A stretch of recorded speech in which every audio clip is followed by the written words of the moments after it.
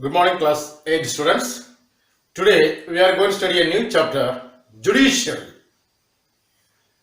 What do you know about judiciary? When you hear the term judiciary, what comes in your mind? Courts, judges, police, something like that. Of course, judiciary is one of the three organs of the state or government. These are legislature, executive, and judiciary. These are the three organs of the government. And of course, judiciary is so powerful. It can control executive, legislature. It protects the people of our country, and it protects the constitution. So many such functions are there, or so many such powers are there for judiciary. Now, in this chapter, we are going to say about the roles of judiciary for the first time. What are the roles of judiciary? Let's see here. First of all, dispute resolution. Dispute resolution means it is common, it's quite natural that in a country like India, that means here so many categories of people are there. India is a diverse nation. Different religious people are there, caste people are there, language speakers are there, and so many categories of people. Of course, there is a possibility for fight between people. So judiciary solves if there is fight between the people who resolve the problems of the people. Only judiciary. Judiciary acts as an umpire for solving the problems of the people. If there is fight between different people, or if there is fight between people in a society, that fight will be solved by judiciary. And if there is not only people are getting fights, there will be fight between governments. If there is a fight between two state governments, that also will be settled by judiciary. If there is fight between central government and state government, that also will be settled by judiciary. So this is called dispute resolution, or one of the roles of judiciary. Solving the problems between the people, between different levels of the government, just like central and states, and between two or more states. If there is any problems between the states, that also will be peacefully settled by the judiciary. If there is any conflict or problem between central and state government, that also will be settled by judiciary. If there is any problem between the people, that also will be settled by judiciary. This is called dispute resolution. And second thing, let's see here, judicial review. We know that Indian Parliament is a supreme lawmaking body. Parliament is making laws. Whenever Parliament makes a law, that should be equally beneficial for all the people of the country. That means that is called rule of law. Everyone is equal in the eyes of law. That is rule of law. So here judicial review means whenever Parliament makes a law, if it is beneficial for only one section of society, the other sections will criticize government policy, or other sections of society will blame the government and compel the government to change the law made by the Parliament. In such a situation, if the country is moving into violence, Supreme Court can interfere in the matter. Supreme Court can ask the government or Parliament to change the law made by the Parliament, or modify the law made by the Parliament, and it should be beneficial for all the section of society. The power of Supreme Court for interfering in the law or decision taken by government or Parliament is called judicial review.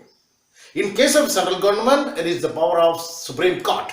In case of the state government, if in the case of the particular state government, it is the power of High Court. And third one, let's see here, upholding the law and enforcing fundamental rights. Upholding the law and enforcing fundamental rights. All people in our country are able to enjoy fundamental rights. 6 fundamental rights we have. Our Indian Constitution provides 6 fundamental rights, which are that a right to equality, a right to freedom, a right to freedom of religion, a right against exploitation, cultural and educational rights, and a right to constitutional remedies. These are the 6 fundamental rights our Constitution gives us for leading satisfactory, comfortable, and enjoyable life. And if we feel that our fundamental rights, any one of these fundamental rights have been violated by any individual, any organization, whether private or government, any agencies, any government officials who are maybe violating our fundamental rights or preventing us from enjoying our fundamental rights. In such cases, what we can do? We have the chance to go to Supreme Court or High Court. For what? For getting back our fundamental rights. Without these fundamental rights, we are not able to lead a satisfactory and comfortable life. And so, we should be able to enjoy our fundamental rights given by or granted by the Constitution. If any individual, if any private or government organizations, if any government official violating our fundamental right, we can go to High Court or Supreme Court for getting back our fundamental right. So in such cases, Supreme Court or High Court will study the case and interfere in the matter, and if we are right, we will get compensation from the party who violated our fundamental right. We will get back our fundamental right. This is called upholding the law and enforcing fundamental right. One example is given in the chapter. You should read that. Now let us see about what is an independent judicial. We know that as per the Indian Constitution, we have three organs of the state or government: legislature, executive and judiciary. These three have their own powers. Legislature has its own power, executive has its own power, and judiciary has its own power. This is called theory of separation of powers. As per this theory of separation of powers, one organ cannot interfere in the power of other organ. That means legislature or executive cannot interfere in judicial matters. Our judiciary is totally free from all the external and internal interferences. That means even Prime Minister also cannot ask the judges to change their decisions. Judges are totally free to decide cases. They are on the basis of the Constitution, they are able to settle the cases. That means as per their own decisions. So no, even President of India, Prime Minister of India, no a minister or no MP, MLA, nobody can control judges. Judges are totally free. This is called independent judicial system. Our judges are totally free to decide cases, free to settle cases. They are not controlled by any organ of the government. They are not controlled by any organization in India. They are not controlled by even Prime Minister, President, Ministers, MPs, MLAs or any other government officials. They are totally free. This is called independent judicial system. That is called, because this is very much necessary. If our judiciary is not independent, what problems would be there? That means our judges would make decisions in favor of certain officials, high class people, rich people. So here poor people would be denied their rights.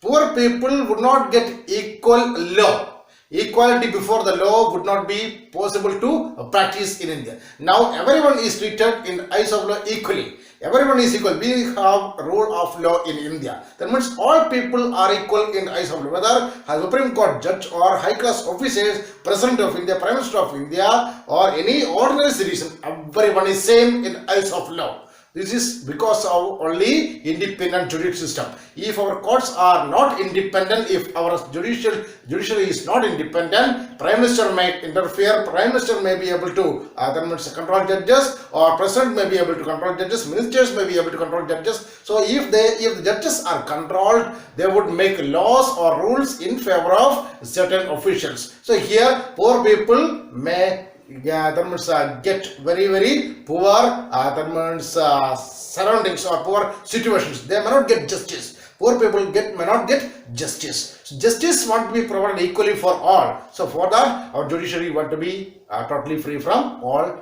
controls. Now let's see here structure of the courts in India. We have three types of courts in India. The apex court, that is the highest court, is Supreme Court, which is located in New Delhi. And in almost all the states we have high courts. Not in all the states. For the northeastern states, I think only one high court, that is Guwahati High Court, and almost all the states there is high courts. Almost all the states have high courts. And the lowest level courts are called district courts or subordinate courts. These are the three types of courts. Supreme Court is the apex court, high courts, district courts. That is Supreme Court, that means high court, and district court. This is the structure of the courts or judiciary in India. Now let us see, are these courts connected to each other? We have seen we have different levels of courts. Supreme Court is at the top, and for different state high courts, and in all the state district or subordinate courts. These are three types of courts or three system of courts in India. And now let's see, all these three courts are connected to each other. Of course, they are connected to each other in two ways.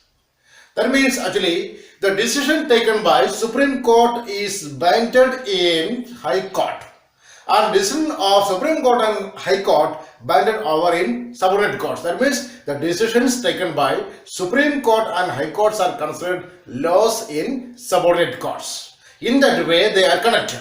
And another way is actually appellate jurisdiction. Suppose if a person and his case given in the district court, so after the district judge, after the judgment made by district judge, if the person is not satisfied by the verdict given by the district judge, he can take his case to High Court. That is, he can go for appeal in High Court. And from the High Court, the same way, if he is not satisfied with the verdict given by State High Court, he can take his case from High Court to Supreme Court. So in that way also, all these three courts are connected. So we know that actually the decision taken by Supreme Court and High Courts are considered as laws in subordinate courts. And moreover, if a person is not satisfied by the verdict given by district judge, he can take his case he can transfer his case from district court to a High Court. And if he is not satisfied by the verdict given by the State High Court, he can take his case from High Court to Supreme Court. These are the ways through which all these courts are connected. Now let's see here different branches of the legal system in India. There are two branches of the legal system, criminal law and civil law. These are the two branches of the legal system. Criminal law, certain cases are considered criminal cases. Certain cases are considered as actually civil cases, which are civil and criminal cases. Let's see here some examples. First of all, civil cases. Disputes between people regarding or related to sale of land.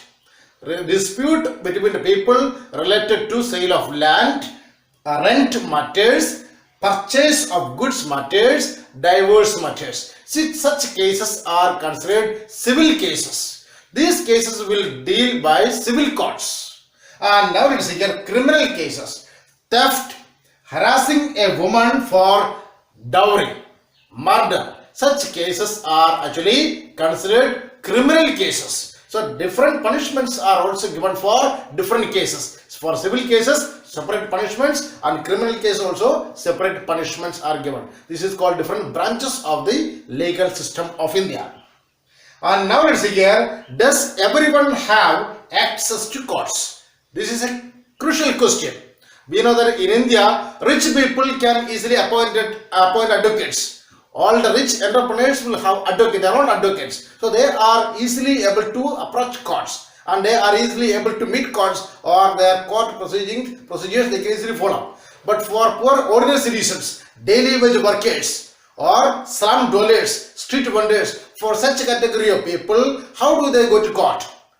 We know that actually court procedures are expensive. For appointing advocate, money is needed. For legal procedures, money needed. And moreover, courts may take much longer period to settle one case. All these periods, they need to move to courts. Almost all these days they have to go to courts. So when they go to courts, they won't be able to go for daily wage work, and they won't get any income. So ordinary people, they are suffering. Even though they are victims, but still they are suffering. They are not going to court because of these procedures. Court procedures takes much time. And moreover, it is expensive for appointing advocate, and also for legal procedures, paperwork, something like that. For all these, money is needed and time also needed. Both will not be there for this such category of poor people, street dwellers, slum dwellers, and also of course daily wage workers, scheduled tribe, scheduled caste people, marginalized people, such a backward section society. So even though upper class people exploit them, they are silently accepting that exploitation. They are not able to react. They know that if they go to court, they may get justice. But the court procedures are actually taking much time, and moreover, money also needed. Both will not be there in their hands, and so they are suffering. As per Indian judicial system, all the Indian people should get equal justice, whether upper class or lower class, men or women, rich or poor, high class officers or low class people, educated or uneducated, white or black, whoever may be, all people should get equal justice.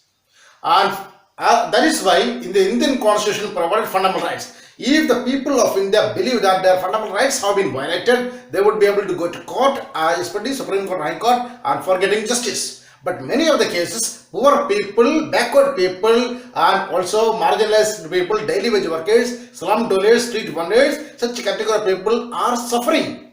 They know that if they go to court, they will get justice. But the problem is that court judgments or courts takes much longer period to settle the cases. All this period, they won't be able to go to courts, because if they go to court, they won't be able to go for daily wage, or they won't get any income. They won't be able to look after their families. So they are suffering the exploitation of rich and powerful people of the society.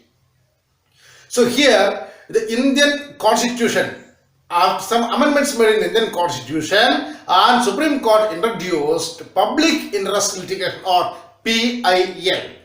PIL, as per PIL, if any Indian citizen, whoever may be, wherever he is living, if he has a complaint regarding a social issue or a government matter, if he is facing any problem, he can write a complaint and address to the Supreme Court or High Court. And if the letter reaches in Supreme Court or High Court, the judges will study the case, and they will make order to inquire about the case, about the matter, and if the people needed to get justice, the judiciary will arrange justice. In case of street vendors also, slum dwellers also, and midday meal also, all these arranged through these midday meals in school also, all such kinds of law for slum dwellers, law for street vendors, all these arranged in such a way only by writing PIL to Supreme Court or High Court. The same way we know that actually midday meals in schools also arranged through PIL. So here, what is the advantage of PIL means, ordinary people or poor people, they have no need to go to court. So most of the cases, backward people, poor people, uneducated people, they are afraid to go to court. They are afraid to go to police station, because they do not know anything about the court procedures, about their rights. They may not be able to know about their fundamental rights, and so they are really afraid to go to courts. So here, the Supreme Court introduced PIL in 1980s for supporting such a category of people. Now, by sitting in their houses itself, they can write a letter to address to Supreme Court or High Court regarding the issue, what they are facing, what kinds of problems they are facing. So when this letter reaches in Supreme Court or High Court, the courts will make an order to make inquiry regarding the issue. If the issue is correct, then courts will provide justice to the poor people. So in such a way, we can say that actually all the people will get justice, all the people can access to court. Normally, the poor people are not able to enter into courts, because the reason is that court procedures are expensive, and moreover, courts take much longer period of time to settle the cases. Only this is the reason. Everyone can access to courts, but the problem is that poor people may not be able to find the time and money for appointing advocate and for legal procedures. All this money is needed. So that is why PIL introduced. So in this chapter, you have to study roles of judiciary, about independent judiciary, and also about the courts in India, and the connection of the courts legal system, and does everyone have access to courts. All these topics you have to study nicely, read textbook nicely, and the many examples are given in the textbook. Read thoroughly and answer to the given questions.